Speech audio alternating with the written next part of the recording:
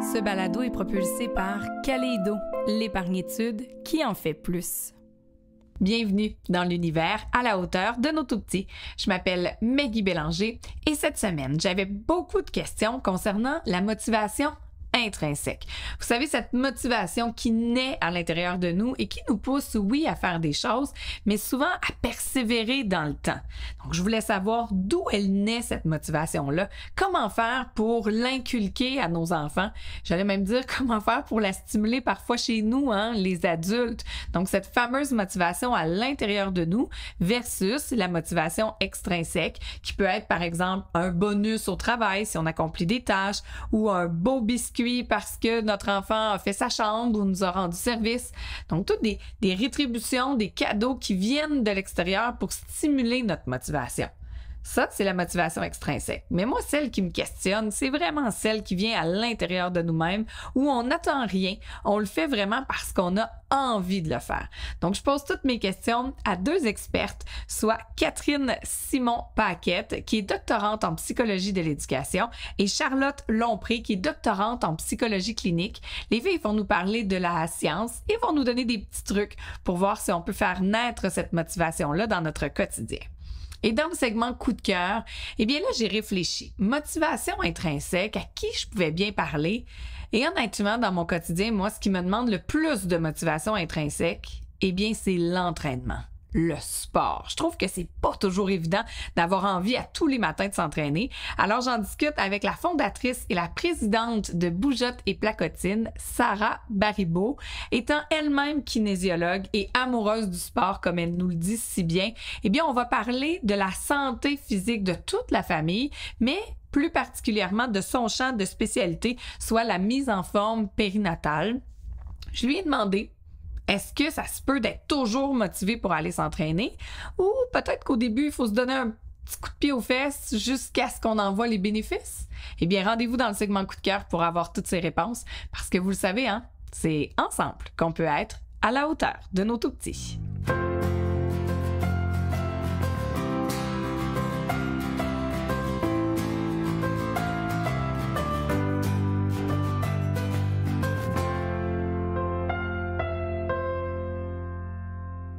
Bonjour mesdames, merci d'être là. Aujourd'hui, on aborde un sujet, je pense, qui est essentiel, mais qui n'est pas nécessairement facile à comprendre du point de vue du parent. Okay? Je vais vraiment mettre encore une fois mon chapeau de maman pour parler de motivation. Dans d'autres épisodes, on a parlé de la motivation intrinsèque, donc qui vient à l'intérieur de nous, et extrinsèque, donc qui est favorisé par l'environnement ou peut-être on pourrait résumer en disant la récompense extérieure. Quelle serait pour vous là, votre définition de ces deux types de motivation-là? Si je peux y aller, en fait, quand on parle de motivation intrinsèque, on parle vraiment d'une motivation qui est interne, qui vient de la personne elle-même, qui vient de son propre libre arbitre, si je peux dire, son propre choix. Quand on parle de motivation extrinsèque, on parle justement, comme tu l'as mentionné, de quelque chose qui est plus à l'extérieur. Par contre, la motivation, on peut le voir un peu comme sur un continuum, un peu comme un spectre. Fait qu'il y a intrinsèque, extrinsèque aux deux extrémités, oui, mais il y a plusieurs niveaux de motivation extrinsèque. Donc, la motivation extrinsèque peut tendre de plus en plus vers une motivation qui est intrinsèque. Puis c'est ce qu'on vise, finalement. On aimerait ça que nos enfants accomplissent des choses parce qu'ils sont motivés à l'intérieur d'eux puis ça leur tente de le faire. C'est ça. Moi, j'aime beaucoup parler de la qualité de la motivation parce que souvent, on en parle comme quantité. Ah, cet enfant-là est tellement motivé ou il est vraiment pas motivé. Sauf que nous, là, on s'intéresse à la qualité. Fait que c'est comme s'il y a plein de couleurs, là. Puis quand on parle des nuances, c'est ça, c'est qu'il y a plein de couleurs de motivation, OK? Donc, la motivation intrinsèque, c'est quand on est intéressé, on a du plaisir, on aime ça. Sauf que, tu sais, là, un enfant de 2 ans, quand il doit se brosser les dents, je pense pas que c'est réaliste de se dire il va tellement aimer ça qu'il va le faire par lui-même. Tu sais, rendu là, non. Donc, il y a une certaine façon de promouvoir une motivation qui sera pas totalement extrinsèque, comme Charlotte disait. Donc, ça sera pas, par exemple, avec des récompenses. Ouais, OK. Ouais. Là, c'est ça. Revenons à ton continuum. J'aime ça. L'idéal, c'est le plus de motivation intrinsèque possible, mais il y a des tâches comme on se le cachera pas non plus, le faire le lit, des choses comme ça. Même pour nous comme adultes, je veux dire, on fait notre ménage, on aime ça que ce soit propre, mais c'est plutôt rare. Il y en a qui adorent ça, là, mais qu'on va se lever en étant si heureux et si content de faire notre ménage. Je veux dire, ça devient aussi à un moment donné les tâches de la vie, puis on vit avec. Donc, si on revient à se brosser les dents, comment on peut amener nos enfants, un peu les conditionner finalement, parce que c'est une tâche qui est routinière, on veut qu'ils le fassent après, disons, chaque repas, mais en même temps, ils vont pas se lever un matin en faisant « Ouais, aujourd'hui, j'ai vraiment envie de me brosser les dents ». Non, c'est ça. En fait, ce qu'on souhaite, c'est qu'on veut que l'enfant devienne autonome. Autonome ne veut pas dire qu'il va le faire de manière super intrinsèque. Ça me tente vraiment de me brosser les dents aujourd'hui. Wouhou!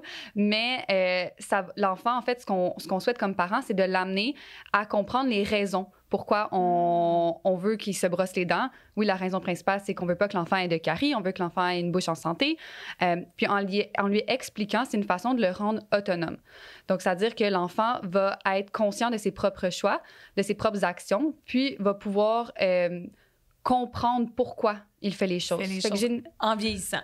En vieillissant, mais généralement, offrir une explication à l'enfant, même un enfant de 3, 4 ans, il peut comprendre, on peut adapter son langage pour qu'il comprenne, mais ça va vraiment favoriser, en fait, son autonomie, qui n'est pas son indépendance, mais son autonomie. Son autonomie par rapport à la tâche. Donc, dès le plus jeune âge, finalement, d'expliquer, regarde, au début, c'est maman qui va brosser tes dents, maintenant, tu le fais tout seul. Comme nous, à la maison, ils commencent eux-mêmes. Bon, on s'entend que c'est pas toujours tout à fait parfait. Donc, maman ou papa, on repasse pour s'assurer que ce soit bien fait pour éviter les caries. Mais nous, eux, ils sont comme fiers de regarder devant le miroir et de dire « Ah, j'ai des belles dents.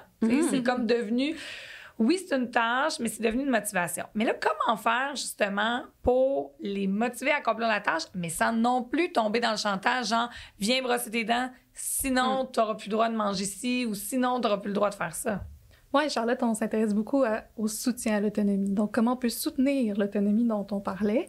Puis là-dedans, il y a d'offrir des choix, par exemple. Donc, si l'enfant est en train de jouer, puis on sait qu'il veut pas arrêter de jouer là, pour se laver les dents, faire sa routine du soir, bien, on peut lui donner des choix. Par exemple, est-ce que tu préfères prendre ton bain et ensuite brosser tes dents ou brosser tes dents et ensuite prendre ton bain?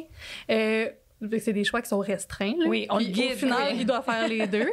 Mais il y a aussi reconnaître là, que c'est pas le fun. Donc, si l'enfant est comme « ça me tente pas, je veux pas y aller », bien, tu sais, on peut faire « ah, tu sais, je sais que t'aimerais ça, continuer à jouer, hein, mais tu sais, le fait est qu'on doit se brosser les dents. » Mais tu sais, de reconnaître quand même qu'il y a une frustration, je pense que pour l'enfant, c'est quand même validant, tu sais, au lieu de juste faire fi de ça puis dire « ah, tu sais, c'est pas grave, là, on doit vraiment le faire. » Accueillir, dans le fond, son émotion de dire « je comprends que t'es déçu. » Hein? C'est beaucoup plus agréable de jouer. On va jouer demain ou, là, tout dépendamment du moment de la journée. Viens faire la tâche, puis après, tu pourras rejouer. Ou, donc, peut-être lui donner un espace, valider son émotion au lieu de ben là, c'est la routine, non, on n'a plus le temps de jaser, je suis tannée, let's go, il est 7 heures, là, j'en peux plus. Parce qu'on s'entend que des soirs, on est un petit peu fatigué. C'est ça, parce qu'on veut répondre à son besoin d'autonomie, aussi de connexion avec nous, de se sentir vu, en fait. Là. Puis on dit souvent que la motivation intrinsèque, c'est la motivation « je veux faire quelque chose », tandis que la motivation plus extrinsèque, c'est « je dois faire quelque chose ». Oh, j'aime ça. Je veux versus je dois faire quelque chose. Donc, est-ce que simplement ton exemple de donner un choix, même si on s'entend que le choix est plutôt restreint, ça pourrait nous faire tendre vers le je veux versus je dois? Ça peut être un choix plus agréable. Ça peut être on chante une chanson ou on se brosse les dents ou inversement. Mais tu sais, juste comme, OK, là, j'ai envie là, qu'on chante, puis après ça, je vais accepter de brosser mes dents. OK. Fait que sans comme frustrer l'enfant, parce que souvent avec l'option de menace qui vient après, sinon, ou si tu fais pas ça, il va arriver telle conséquence, l'enfant, automatiquement, ne se sent pas reconnu ou validé dans qui il est. Ça peut devenir très frustrant, surtout pour un enfant de 2 ou 4 ans, dans les périodes où il y a beaucoup de non, puis l'enfant veut beaucoup s'affirmer. Comme parent, de reconnaître qu'il y a des choses qui doivent être faites quand même. Reconnaître, valider, accueillir les sentiments ne veut pas dire devenir permissif sur ce que, comme parents, on trouve acceptable ou qu'on veut que ce soit fait. Si on tient absolument à ce que le lit de l'enfant soit fait puis qu'il est capable de le faire, par exemple, ou se brosser les dents ou quelque chose comme ça, on va pas nécessairement piler sur cette règle-là parce qu'on a accueilli le sentiment ou l'émotion de l'enfant. Donc, je comprends. Donc, s'il nous fait une crise... communément, la crise du bacon, disons, pour pas se brosser les dents, on accueille le fait qu'il est triste ou qu'il est fâché d'avoir mis fin à son jeu, par exemple, pour ça, mais n'en demande pas moins qu'il faut qu'on tienne aussi et dire « je comprends, t'as le droit d'être comme ça, de te sentir comme ça, ou s'il est plus vieux, on peut lui demander comment il se sent, mais viens quand même brosser tes dents. C'est ça, la structure, elle est très importante. Tu sais, d'avoir des règles qui sont cohérentes, qui sont stables, donc qui changent pas nécessairement fréquemment. Tu sais, d'avoir une certaine structure, c'est rassurant, là. Même pour les adultes, je veux dire. C'est juste, on sait à quoi s'attendre. C'est un peu aussi prévisible. Et donc, la structure, elle est là. Après ça, c'est comment on va faire respecter nos limites, en fait. Oui, le choix des mots, hein? Oui, c'est comme... On veut prendre en considération la position de l'enfant. Fait que ses états internes, comment il se sent, qu'est-ce qu'il vit, cet enfant-là. Puis de mettre des mots là-dessus, ça peut être aussi aidant. Comme, là, je vois que t'es vraiment déçu. Tantôt, on parlait un petit peu des petites filles, des fois, qui sont plus tristes, puis qui vont avoir tendance à pas nécessairement l'exprimer parce qu'on leur donne pas nécessairement tout l'espace pour faire ça, mais de reconnaître aussi, là, comme je le vois, qu'en ce moment, t'es peut-être un petit peu déçu. Puis laisser l'enfant parler aussi. C'est ce que j'allais dire. Est-ce que c'est un piège, des fois? On met trop de mots. Dire simplement, je vois que t'es déçu ou t'es en colère. Tu sais, je sais pas, il y a des gestes où t'es en colère. Point. On dirait que des fois, en tout cas moi, personnellement, j'accuse coupable. Je valide. Mais on dirait que je sais pas, j'essaie de justifier, m'expliquer, raisonner, puis cette étape-là est comme de trop. Ou poser beaucoup de questions. Tu sais, quand l'enfant se sent pas bien, on est comme, qu'est-ce qui se passe, tu sais? On veut avoir des réponses, puis c'est tellement naturel. Je veux dire, on fait ça avec tout le monde autour de nous. Mais des fois, juste d'écouter, je pense que c'est porteur. Oui, des fois aussi, c'est ça, c'est trop de mots, c'est comme pas assez. C'est un peu ça qu'on explique aussi aux parents là, dans la pratique clinique, de tenter de comprendre, en fait, que si, oui, on peut valider, mais on va pas s'étendre dans un long monologue avec l'enfant ou de continuer à argumenter avec lui. Ça donne absolument rien. Quand l'enfant est en crise non plus, argumenter, expliquer. Il est pas là, lui. Il est pas au niveau de la tête, il est au niveau du cœur, des émotions. Il est pas disponible. Il est pas disponible pour une argumentation, une explication. Puis des fois, même juste une présence empathique, mettre sa main sur son dos, mettre sa main sur, prendre sa main, lui flatter les cheveux, montrer qu'on est là, même si il est en colère ou s'il n'est pas disponible, ou d'y aller avec juste un mot. Fait que si l'enfant il est vraiment pas disponible puis ça va vraiment pas bien, juste de dire les dents, ben là, l'enfant va comprendre que là, maman est vraiment pas contente, faut que tu ailles te brosser les dents. On est rendu là. Fait que des fois, c'est comme, oui, on valide, on reconnaît, mais ensuite, faut quand même l'action se fait, puis des fois, c'est ça, le moins de mots, des fois, peut être gagnant, soit par notre présence ou par un mot court ou quelque chose de très clair. Et là, on parle beaucoup peut-être de la conséquence, mais que pensez-vous des récompenses pour motiver? Parce que ça aussi, idéalement, on voudrait que nos enfants fassent des choses parce que ça leur tente, parce qu'ils sont motivés à l'intérieur d'eux-mêmes. Mais bon, c'est tout dépendamment des tâches, c'est pas toujours le cas. Donc, des fois, on va dire, fais ça, puis, je sais pas, ensuite, comme récompense, ça va être une activité ou un présent ou quoi que ce soit. Est-ce que c'est une bonne technique? Oui, je sais pas ce que tu en penses, Catherine, mais d'emblée, j'ai l'impression, en fait, que ça augmente la motivation qui est extrinsèque. Parce que l'enfant va faire quelque chose pour obtenir quelque chose après. Tout à fait. Puis moi, je pense tout de suite à la pression qu'on s'impose, parce qu'on voulait parler un petit peu de la pression de performance, la pression d'être quelqu'un. Puis, des fois, c'est par ce mécanisme-là que ça va se développer, dans le sens où si mon enfant, à chaque fois qu'il fait ce que je veux, je lui donne beaucoup d'amour, je lui donne beaucoup d'intérêt, je lui dis « Ah, t'es tellement fine, ah, j'aime tellement ça quand tu fais ça », puis beaucoup d'amour seulement quand l'enfant fait ce qu'on veut. Ou qu'on lui achète quelque chose. On lui achète quelque chose, mais tu sais, ça peut être juste émotionnel. Émotionnel aussi. C'est pas conscient. Tu sais, je pense qu'on le fait d'emblée, puis honnêtement, c'est bienveillant dans le sens où tu sais, j'ai envie là, de féliciter mon enfant, j'ai envie de féliciter les gens autour de moi, puis de leur montrer à quel point je les aime. Puis on est content aussi quand ils coopèrent, on s'entend. Oui. C'est correct. Je pense qu'il faut juste que ça soit pas seulement dans ces moments-là. C'est là la nuance. Est-ce que ça pourrait amener sur le long terme un enfant qui aurait tendance à se modeler à la société, tu sais, se couper de son sentier pour dire, OK, quand je fais A, B, C, D, ça égale amour de mes parents, présence, valorisation dans leurs yeux, je vois la fierté, je ressens ça. Donc, moi, je vais juste dorénavant faire A, B, C, D pour obtenir cette validation-là émotionnelle. Oui, puis en plus, dans notre société, on est super occupés, OK? Ça, c'est une réalité, là. Les parents sont ultra occupés, on est pris par notre travail, par plein de trucs. Fait que des fois, on n'a pas beaucoup de temps à allouer comme pour s'asseoir, jouer avec, donner de l'attention aux gens qui nous entourent, que ce soit nos enfants ou d'autres personnes. Et donc, ça se peut que inconsciemment, les fois où on le fait, c'est les fois où on est vraiment content de leur comportement. Donc, ça joue comme c'est pas subtil. C'est intuitif, on s'en rend pas vraiment compte. Fait que je pense que c'est juste de prendre conscience de est-ce qu'il y a des moments où la personne fait pas nécessairement ce que je veux, mais que je peux quand même être empathique, disponible, aimante, pour que la personne sache que je l'aime, tu sais, au-delà de ses comportements. OK. Là, je prends un exemple de parent. Là, disons notre enfant, mettons à 4 ans, là, je sais pas, on lui demande de ramasser la salle de jeu, le fait. On peut dire « Yes, top là, merci, t'as aidé maman, c'est super. Es-tu fière de toi? » Parce que ça, j'ai appris ça aussi, il fallait faire attention à « Je suis fière de toi tout le temps là, » pour qu'il apprenne à cultiver sa fierté. Si jamais, dans un autre contexte, je sais pas, on est juste assis sur le divan, on écoute un film en famille, de juste le prendre dans nos bras puis dire « Hey, tu sais, j'aime ça être avec toi, j'aime ça passer du temps avec toi. » L'enfant, il n'a rien fait, là. Il est juste là. Exact. Est-ce que ça sera un bon exemple, un bon moment? Ça. Parce que là, l'enfant, il sait que quand même, quand il fait rien, on l'aime beaucoup, puis on lui donne attention, puis il y a une valeur, là, tu sais. Mais, à l'inverse, s'il nous fait la crise pour pas se brosser les dents, là, c'est pas non plus un bon moment pour faire... Oui, on peut le valider, je comprends, mettons, ta frustration, mais c'est pas le meilleur moment pour dire que tu l'aimes, ou on peut quand même lui dire qu'on l'aime parce que dans le fond, on l'aime inconditionnellement. Mais c'est ça, dans le fond, on peut pas renforcer le négatif non plus, là. Non, c'est ça. Il y a des situations où, tu sais, des fois, l'enfant va dire comme « Ah, ben c'est ça, tu m'aimes plus. » Ah oui. Là, ça arrive quand même souvent chez les tout petits parce que c'est ça qu'ils ressentent. Mais souvent, ça peut être juste de « Non, maman elle t'aime, elle va toujours t'aimer. En ce moment, je suis fâchée parce que les jouets sont pas ramassés dans la salle de jeu. » Fait que c'est de dissocier les deux.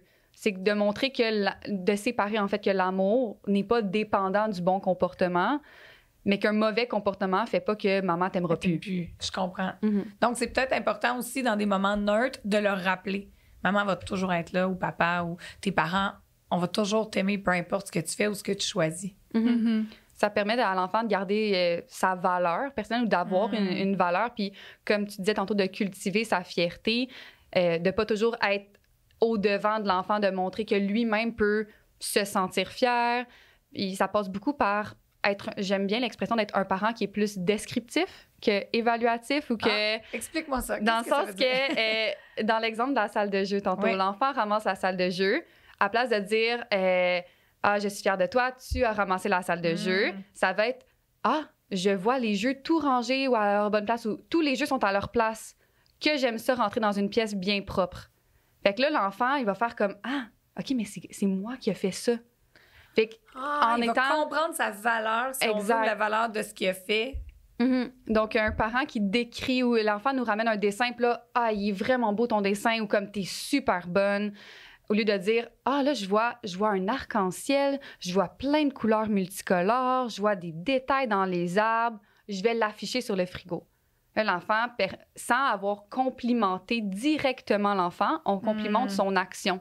Fait que ça valorise parce que ça valorise sa motivation aussi au final parce que l'enfant va se dire « Hey, mais je vais aller en faire un autre. » Je vais m'appliquer pour que ce soit bien défini. Parce que ça aussi, dans un autre épisode, Nancy Doyon, entre autres, le mentionnait, il faut faire attention, même dans nos compliments. Parce qu'elle dit, si, par exemple, vous valorisez le beau cœur rose. « Ah, il est beau ton cœur rose, je suis assez fière de toi quand tu me fais des beaux cœurs roses comme ça. » On veut pas que notre enfant dessine juste des cœurs roses. Je sais que c'est un exemple un peu grossier, mais si peut-être dans le parent, comme tu dis, descriptif, qui va de façon plus générale, puis il va montrer son appréciation en l'affichant ou en décrivant la situation versus mettre l'enfant sur exactement les petits gestes que l'enfant a fait. Puis encore là, ça pourrait le ramener dans la pression de fitter dans le moule de ce qu'on aime.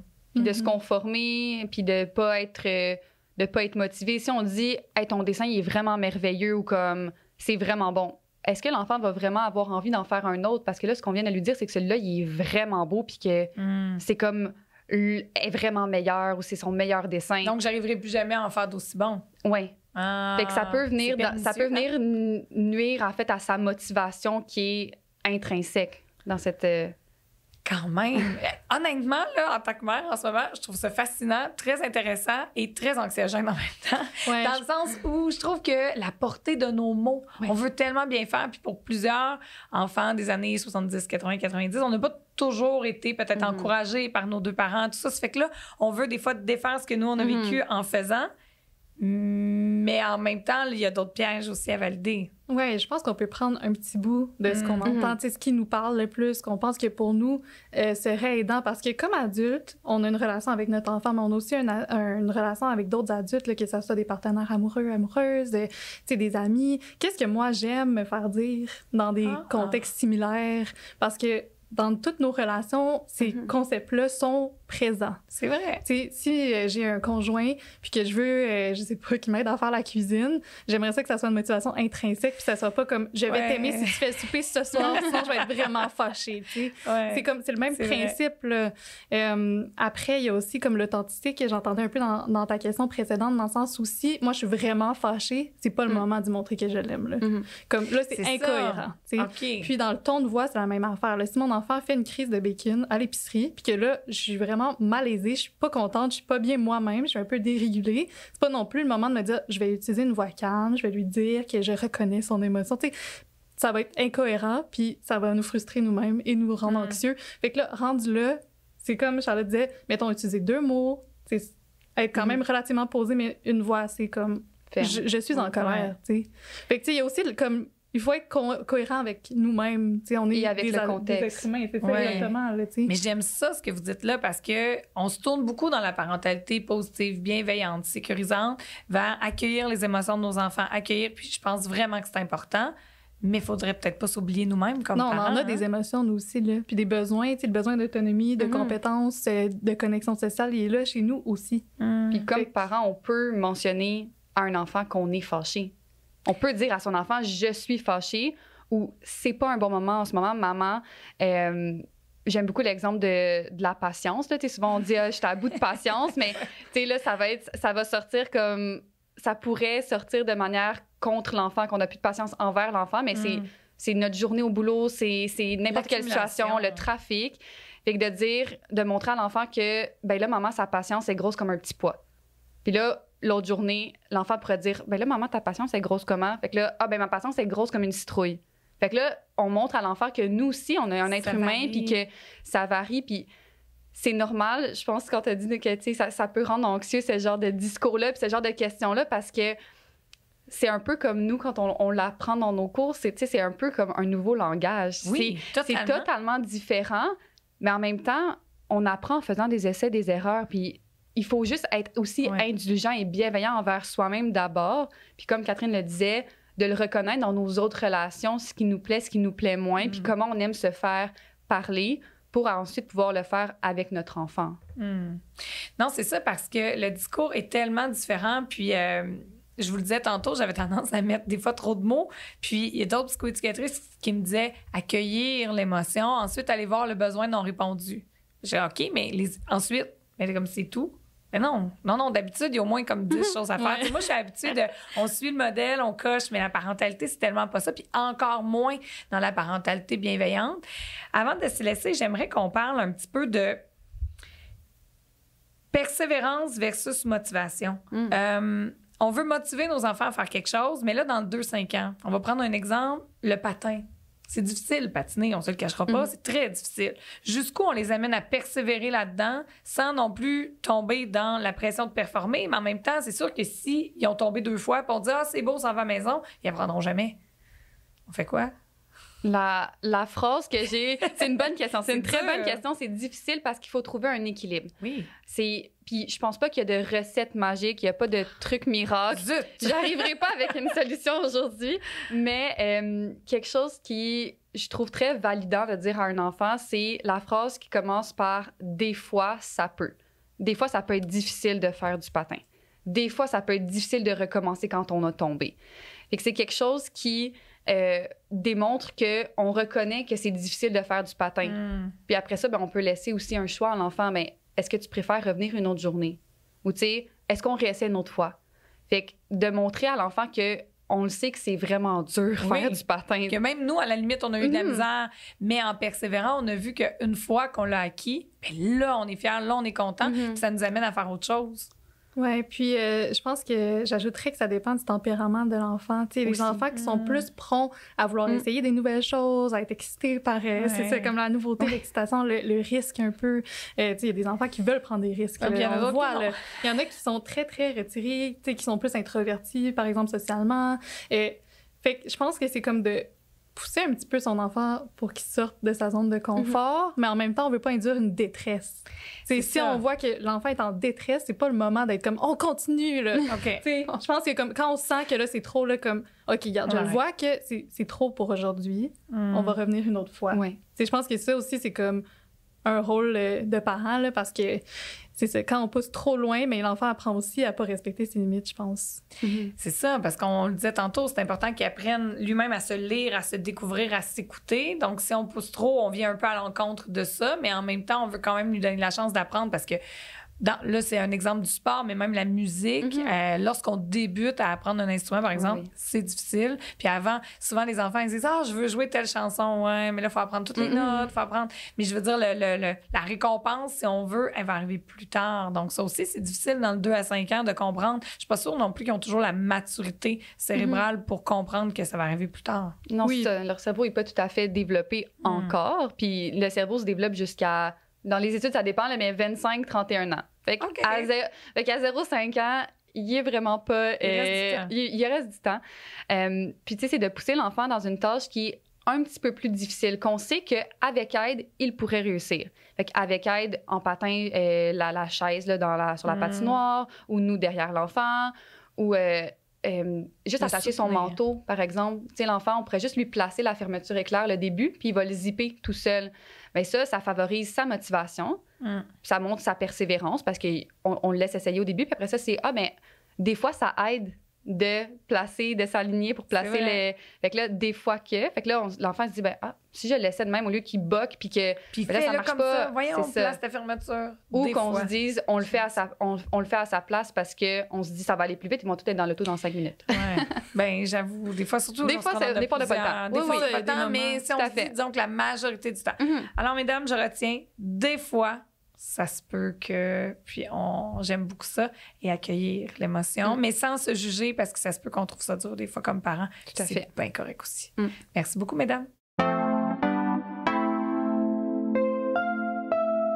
Bonjour, Sarah. Bonjour. Je tenais à discuter avec toi du sujet de cette semaine parce que pour moi, la motivation intrinsèque, on dirait que j'associe ça déjà au sport. S'il y a bien un endroit dans la vie où ça nous prend une motivation qui vient de l'intérieur de nous-mêmes pour pouvoir accomplir des choses, mais je dirais même le faire perdurer dans le temps, en tout cas pour moi, c'est vraiment le sport et l'entraînement. Et en tant que présidente fondatrice de Bougeotte et Placotine, comment tu le vois même chez ta clientèle, cette motivation-là? Ce qui est intéressant, c'est que, tu sais, une motivation intrinsèque, c'est pas tout le monde qui va l'avoir en partant. Donc, c'est quelque chose qui peut être développé. Tu sais, ça veut dire que c'est une motivation intrinsèque, c'est vraiment là, à l'intérieur de soi. On a vraiment quelque chose qui nous motive à nous mettre en action.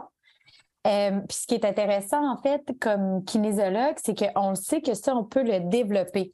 Mais des fois, avant la motivation intrinsèque, ça prend comme un coup de pied dans le derrière. Je confirme. C'est ça va prendre une motivation souvent qui va être extrinsèque. Puis, par la suite, à force d'être mise en action, mais aussi avec, tu sais, quand même, on se le cachera pas, là, si c'était facile être en forme, on serait pas dans une population qui est sédentaire. Donc, tu sais, ça prend quand même un engagement, puis, tu sais, de la constance pour arriver à vivre les fameux bienfaits. Et peut-être que là, ça devient justement vraiment une motivation intrinsèque. Selon toi, il faut vraiment commencer, dans la majorité des cas, on ne peut pas généraliser, là, mais pour plusieurs, à goûter des bienfaits de l'entraînement pour que là, justement, on ait une motivation intrinsèque de dire, bon, ben moi, mon rythme, c'est 3 fois semaine, 4 fois, 5 fois, peu importe. Je suis convaincue. Tu sais, il y a des gens qui naissent avec vraiment kinesthésique, sportif. Tu sais, ben, mettons, je vais prendre un exemple. Là. Moi, le sport a toujours fait partie de ma vie. Mes parents étaient sportifs. J'ai été baignée là-dedans. Mais je suis chanteuse, je me considère chanteuse.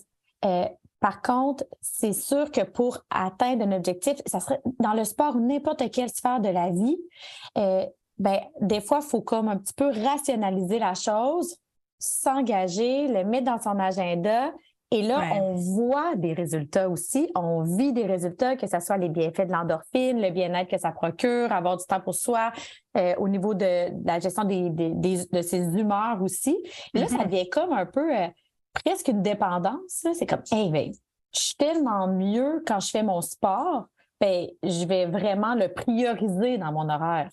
Oui, parce qu'on le sait, hein, l'horaire, souvent, ça nous amène des défis comme parents. On s'entend, c'est chargé. Donc, effectivement, si on ne le met pas à l'horaire puis on attend d'avoir du temps, on peut attendre longtemps.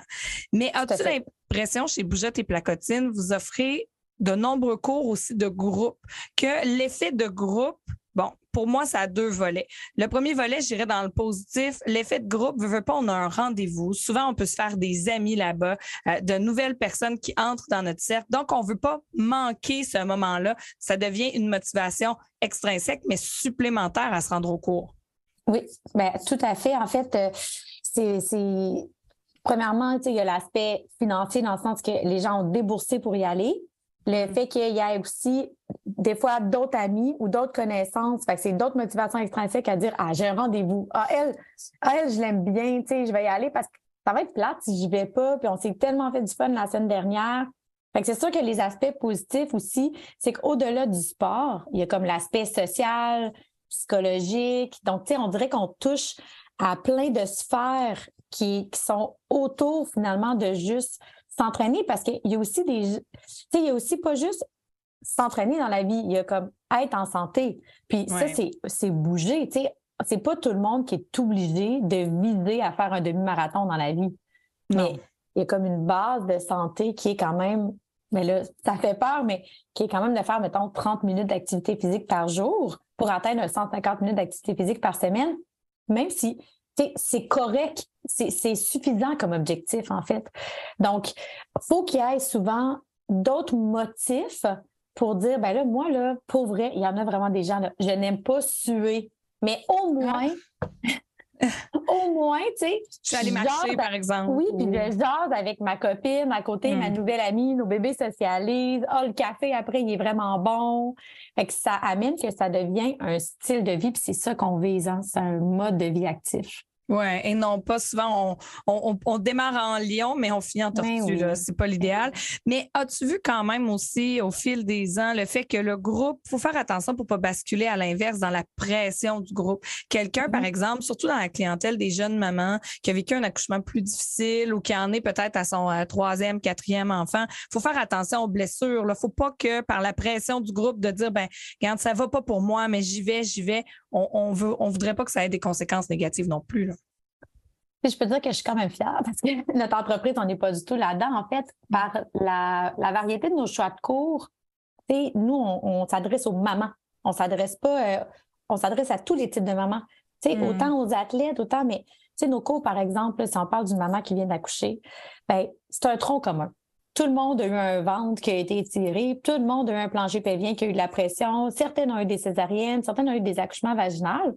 Puis le fait c'est pas pour rien là, qu'on a comme un entraîneur pour 8 à 10 participantes parce qu'on veut que ça soit personnalisé. On n'est pas dans la performance.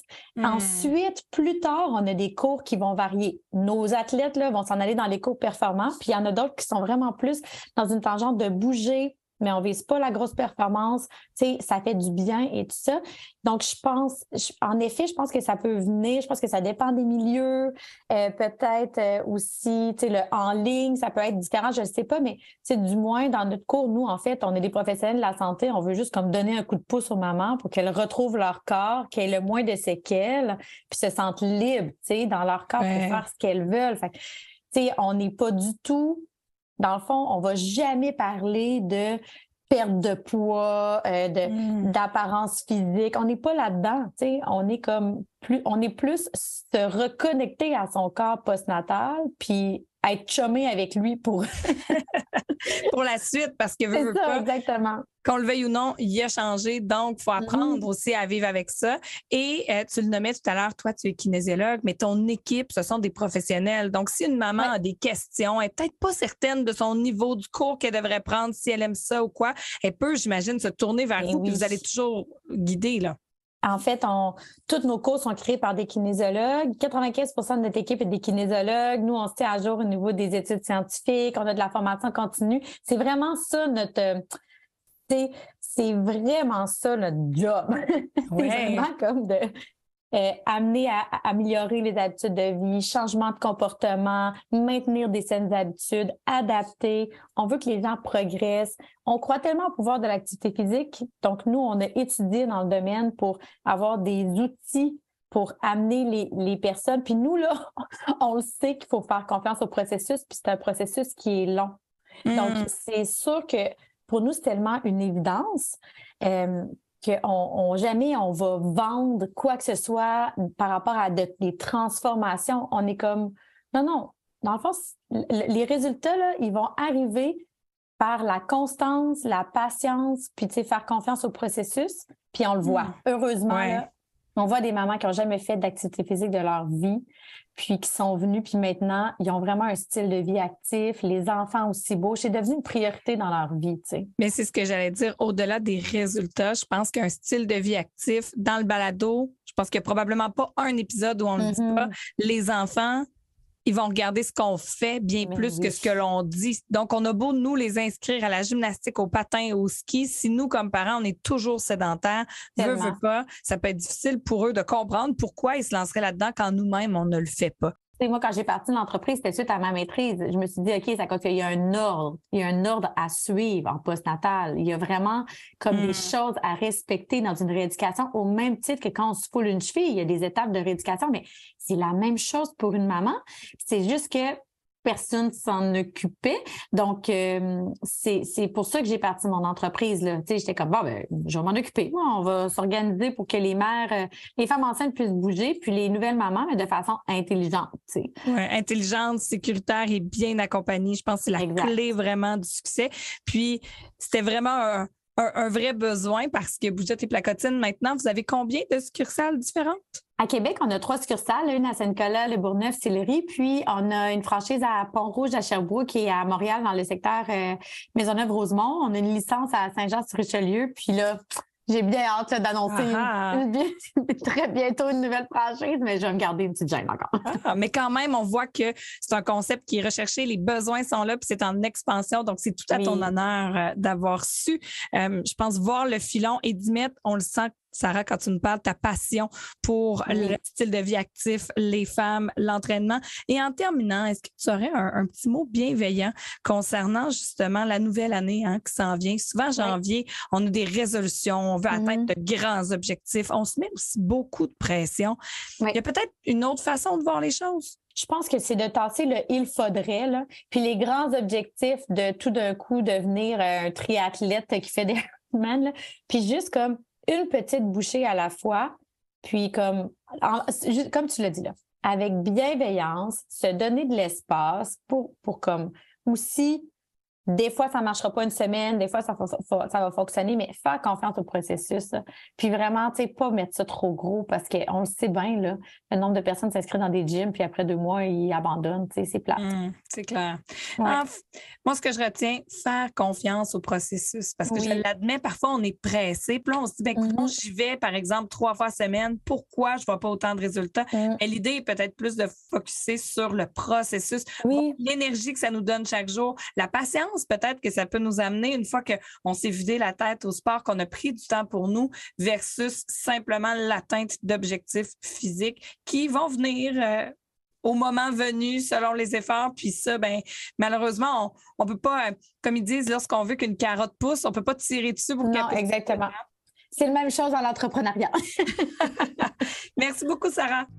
Et voilà, merci beaucoup à mes invités cette semaine. Catherine Simon-Paquette, doctorante en psychologie de l'éducation, et Charlotte Lompré, doctorante en psychologie clinique.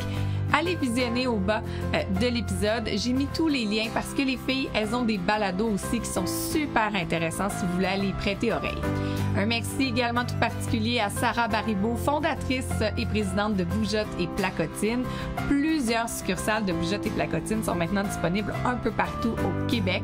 Je vous invite à aller voir leur site web pour découvrir vraiment l'éventail de cours qu'elles propose. Merci également à Sylvain Berger-Thibault du Studio 706 pour le montage et la musique. Je m'appelle Maggie Bélanger et vous le savez, je vous le répète à chaque semaine, n'hésitez pas à vous abonner, liker, aimer, commenter et m'écrire pour me dire vos bons coups, vos moins bons coups concernant le balado. Ça me fait toujours plaisir de vous lire. J'aime avoir vos suggestions et vos commentaires. Et plus vous commentez, plus vous interagissez, et bien plus le balado est vivant et il est vu parce que vous le savez, c'est un projet gratuit. Tout ça parce qu'il est propulsé par Kaleido. Alors merci à vous d'être aussi nombreux à nous écouter et ensemble, soyons à la hauteur de nos tout petits. Bye bye!